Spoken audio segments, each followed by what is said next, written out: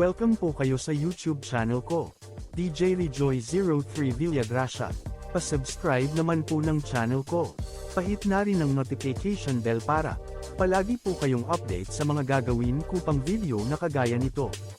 Ang aking paksa sa video kung ito ay tungkol sa DJ Studio Application. Ating pag-usapan ang mga bahagi ng DJ Studio Application. Ating isa-isahin ang select effects. Meron itong 14 na effects.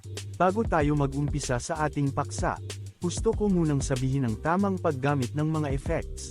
Kung ating mapapansin sa ngayon kapag may narinig kayong remix na gawa ng ibang DJ, inyong mapapansin na, mula umpisa hanggang sa matapos ang kanta o sayaw na ginawang remix kung sino man ang DJ na yon ay halos lahat ng bahagi ng kanta o ng sayaw na ginawa niyang remix ay tagtad ng effects. Sa totoo lang madumi ng pakinggan ang ganong remix. Tungkol sa tamang paggamit ng effects sa ibang paksa ko na yang bibigyang linaw. Ngayon balik na tayo sa ating paksa tungkol sa DJ Studio Application. Ang unang effect sa DJ Studio Application ay ang number 1, Echo. Ang inyong nakikita ngayon, yan ang inyong pipindutin para gumana ang effects na echo. Yan inyong nakikita na bilog na kulay puti, yan ang inyong pipindutin. Depende na sa inyo kung saan ninyo dalahin ang bilog na nakikita ninyo ngayon ay magbabago ang echo. Kung gusto mo madaming echo o yung delay lang. Ating pakinggan kung ano ang tunog kapag ginamit na natin ang effects na echo. Pakinggan natin. Hoy, pag sabihin mo nga si Joy, sabihin niya, natigilan na ako. Alam mo kahit nang sabihin niya, kahit pa rin sa akin,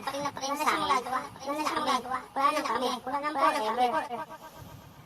Sabi sa pag-ilang sa akin, nakakaganda ba? Awa ka ng para kung Diyos, siya pa rin sa akin. Kung ating pinakinggang mabuti ang tunog kapag ginamitan ng effects na echo.